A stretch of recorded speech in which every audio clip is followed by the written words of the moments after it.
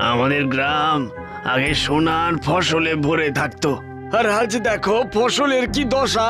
সত্যি কি যে হবে কে জানে। যা বলেছো, এখন একমাত্র ঈশ্বরই পারেন আমাদেরকে রক্ষা করতে। কিন্তু এ কি হলো? এই সবুজ রঙের মধ্যে হঠাৎ কালো মেঘ দেখা যাচ্ছে কেন? এই বলছি কি কাকা, দুপুরের মেনুতে পান্তা ভাত, তাই বুঝি মাথায় হাত? পান্তা ভাত জুটলেও তো ভালো হতো। এবার থেকে তো পেটে গামছা বেঁধে কাটাতে হবে। ওই ফসলের অবস্থাটা একবার দেখো তুমি। এই অফ সিজনে কমলা লেবু চাষ করছো কেন গো? ওরে ওটা কুমড়ো, সব ফসলই এমন ছোট ছোট ফলছে, একবার ঘুরে দেখেই এসো না।